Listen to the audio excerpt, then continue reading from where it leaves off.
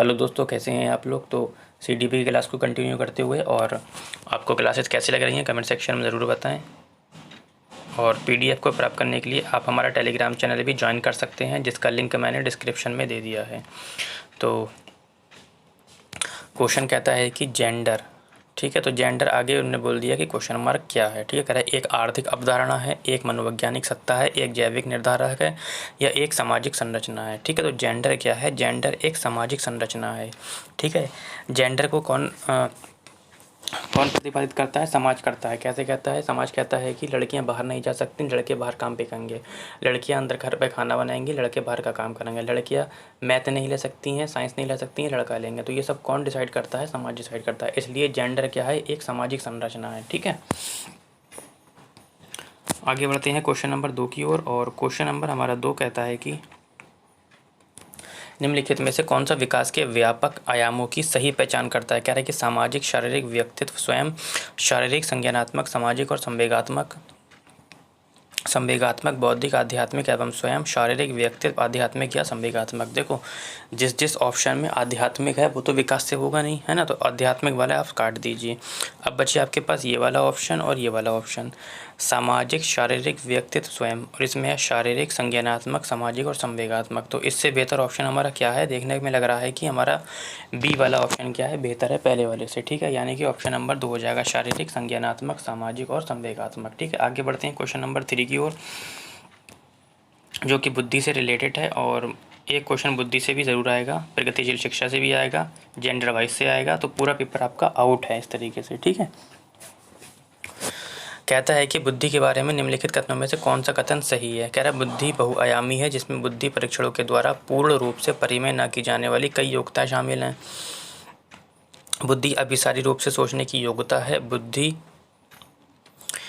अनुभव के परिणाम के रूप में व्यवहार में एक अपेक्षाकृत स्थायी परिवर्तन है। और बुद्धि एक आनुवांशिक विशेषक है, ठीक है। तो ऑप्शन नंबर डी से शुरू करते हैं। कह रहा है बुद्धि एक आनुवांशिक विशेषक है। केवल आनुवांशिक विशेषक नहीं है, इसके साथ किसका इस्तेमाल किया जाएगा? पर्यावरण का। मैंने बताया था केवल आनुवांशिक वाला आंसर कभी भी नहीं होगा, आनुवांशिक के साथ प्लस क्या होना चाहिए था? पर्यावरण भी होना चाहिए था, ठीक है। तो हो जाता ऑप्शन ठीक।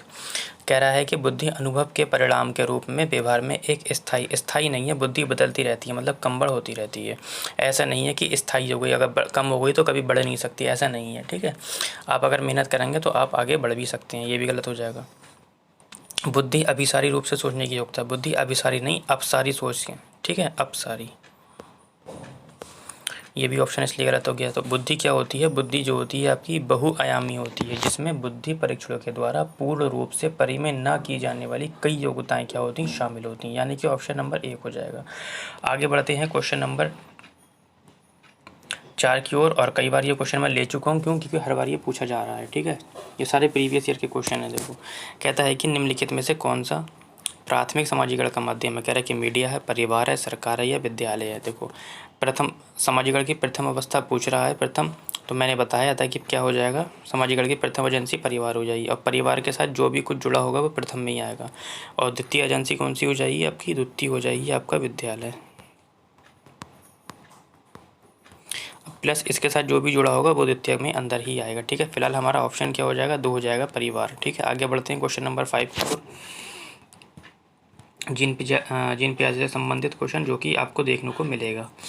कहता है कि जीन पियाजे के सिद्धांत का प्रमुख प्रस्ताव है कि, कह रहा है बच्चों की सोच गुणात्मक रूप से वयस्कों में भिन्न होती है, बच्चों की सोच वयस्कों से निम्न होती है, बच्चों की सोच वयस्कों से बेहतर होती है, या बच्चों की सोच मात्रात्मक रूप से वयस्कों से भिन्न होती है, ठीक है। तो बच्चों जो पियाजे का आपका पियाजे के जो कोटेशन है उसमें लिखा गया है कि बच्चों की जो सोच होती है गुणात्मक रूप से वयस्कों से क्या होती है? भिन्न होती है, ठीक है। तथा दोनों में सोचने और समझने में, व्यवहार करने का स्तर भी क्या होता है? अलग अलग होता है, ठीक है। आगे बढ़ते हैं क्वेश्चन नंबर 6 की ओर। कहता है कि निम्नलिखित में से कौन सी पूर्व संक्रियात्मक अवस्था बच्चे की विशेषता को बताती है? ठीक है, पूर्व संक्रियात्मक अवस्था 2 से 4 वर्ष तक चलती है, ठीक है। और इसमें क्या हो पाता है? इसमें जो होता है बच्चों की अनुत्क्रमणीयता, यानी कि बच्चे जो होते हैं एक बार किसी चीज़ से आगे निकल जाने के बाद वापस उस जगह पर नहीं लौट पाते हैं, ठीक है। लेकिन ये पूरा कंप्लीट कहाँ पे हो जाता है? ये पूरा अनुत्क्रमणीयता होती कहाँ पे है? ये हो जाती है फिर मूर्त अवस्था में। जब बच्चा आगे निकल जाता है तो वापस फिर उस जगह पे आ सकता है। ठीक है, फिलहाल हमारा ऑप्शन क्या हो जाएगा, विचारों की अनुत्कर्मण्यता। ठीक है, यानी कि बच्चा जिस विचार से आगे निकल जाता है उसके वृक्ष पीछे लौट के नहीं आ पाता है। ठीक है, आगे बढ़ते हैं क्वेश्चन नंबर 7 की ओर। और क्वेश्चन नंबर 7 बड़ा क्वेश्चन है। कहता है कि बच्चों और उनके अधिगम के संदर्भ में निम्नलिखित कथनों में कौन सा सही है। कह रहा है बच्चों को अधिगम हेतु प्रेरित करने के लिए उन्हें पुरस्कृत और दंडित करना चाहिए। कहता है कि सभी बच्चे सीखने के लिए स्वाभाविक रूप से प्रेरित होते हैं तथा सीखने में सक्षम है। बिल्कुल, बच्चों को सीखने के लिए अभिप्रेरणा तथा सोखने के लिए नहीं होगा बेटा, यहाँ पे सीखने के लिए होगा। सीखने के लिए उनकी सक्षमता केवल आनुवंशिकता के द्वारा निर्धारित होती है। बच्चों की सामाजिक आर्थिक पृष्ठभूमि उनकी प्रेरणा एवं अधिगम सक्षमता को निर्धारित व सीमित करती है। तो ऑप्शन नंबर 4 से शुरू करते हैं। देखो, कहता है कि बच्चों की सामाजिक आर्थिक पृष्ठभूमि जो है उनकी प्रेरणा एवं अधिगम क्षमता निर्धारित व सीमित नहीं करती है। ये गलत हो जाएगा। बच्चों को सीखने के लिए अभिप्रेरणा तथा सीखने के लिए उनकी सक्षमता केवल आनुवंशिकता के ऊपर नहीं आई। मैंने बताया था आनुवंशिकता के साथ पर्यावरण भी सम्मिलित होगा, तो ऑप्शन ठीक हो जाएगा। बच्चों को दंड नहीं देना है। बचा क्या, ऑप्शन बी क्या है। कहता है कि सभी बच्चे सीखने के लिए स्वाभाविक होते हैं, बस आप उनके लिए क्या करें, एक हल्का सा रास्ता खोलते हैं, बच्चे खुद क्या करते हैं, करके सीखते हैं। ठीक है, आगे बढ़ते हैं क्वेश्चन नंबर 8 की ओर। प्रगतिशील शिक्षा, फिर से जाके देखो, एक क्वेश्चन हर बार ये आ रहा है। ठीक है, कहता है कि एक प्रगतिशील शिक्षा में बच्चों को किस प्रकार देखा जाता है। कहता है कि खाली स्लेटों के रूप में देखा जाता है, छोटे वयस्कों के रूप में देखा जाता है, निष्क्रिय अनुकारकों के रूप में देखा जाता है, या सक्रिय अन्वेषकों के रूप में देखा जाता है। तो प्रगतिशील शिक्षा किसने दी, मैं कई बार बता चुका हूँ, जॉन डीवी ने दी। ठीक है, जॉन डीवी ने दी। उन्होंने क्या कहा कि प्रगतिशील शिक्षा में बच्चों को एक सक्रिय अन्वेषकों के रूप में देखा जाता है। यानी कि प्रगतिशील शिक्षा का मुख्य उद्देश्य है जिसमें प्रत्येक बच्चे को उसकी स्वाभाविक प्रवृत्तियों, इच्छाओं और आकांक्षाओं के अनुसार विकसित होने का अवसर प्राप्त होता है। ठीक है, तो सक्रिय अन्वेषक रूप में देखा जाता है, निष्क्रिय नहीं, छोटे वयस्कों के रूप में या खाली स्लेट के रूप में, ऐसा कुछ नहीं है। ठीक है, आगे बढ़ते हैं। आज के सेशन का सेकंड लास्ट क्वेश्चन लेव-वाइगोत्स्की से संबंधित है।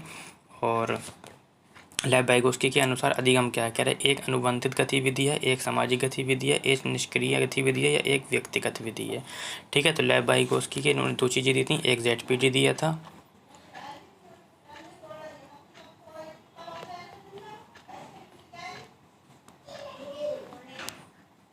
ठीक है, तो उन्होंने 2 चीज़ें दी, एक ZPD दिया और एक स्कैफोल्डिंग दिया। ठीक है, फिलहाल लेव-वाइगोत्स्की एक ट्रिक बताई थी, सामाजिक अंतःक्रिया, यानी कि लेव-वाइगोत्स्की ने कौन सा सिद्धांत दिया, सामाजिक अंतःक्रिया का सिद्धांत, सामाजिक सांस्कृतिक विकास का सिद्धांत, सामाजिक संज्ञानात्मक विकास का सिद्धांत। ठीक है, तो यानी कि हमारा ऑप्शन क्या हो जाएगा, एक सामाजिक गतिविधि है। ठीक है, यानी कि ये नहीं होगा, निष्क्रिय नहीं होगा, ना ही व्यक्तिगत होगा। ठीक है, आगे बढ़ते हैं। आज के सेशन का लास्ट क्वेश्चन,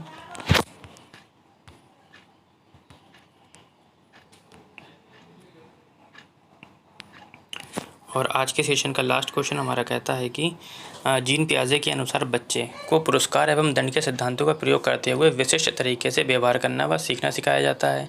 जीन पियाजे के अनुसार बच्चे ज्ञान को सक्रिय रूप से संरक्षित करते हैं जैसे जैसे वे दुनिया में व्यवहार कौशल का प्रयोग करते हैं तथा अन्वेषण करते हैं।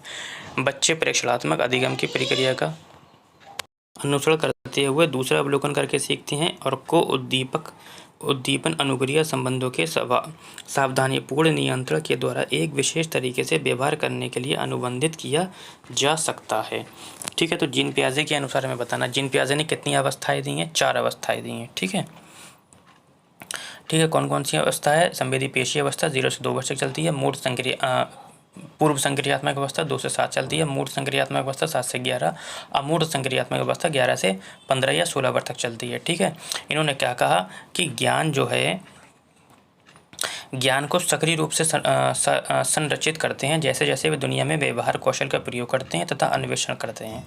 ठीक है, कहता है कि दंड, मैंने अभी बताया था दंड नहीं देना है। प्रेक्षणात्मक अधिगम किसने दिया, ये किसने दिया है, कोहलर का है। ठीक है, प्रेक्षणात्मक अधिगम किसका है, कोहलर साहब का है। ठीक है, और ये भी नहीं होगा। फिलहाल ऑप्शन हो जाएगा हमारा डी। और इसकी PDF प्राप्त करने के लिए आप हमारा टेलीग्राम चैनल भी ज्वाइन कर सकते हैं जिसका लिंक मैंने डिस्क्रिप्शन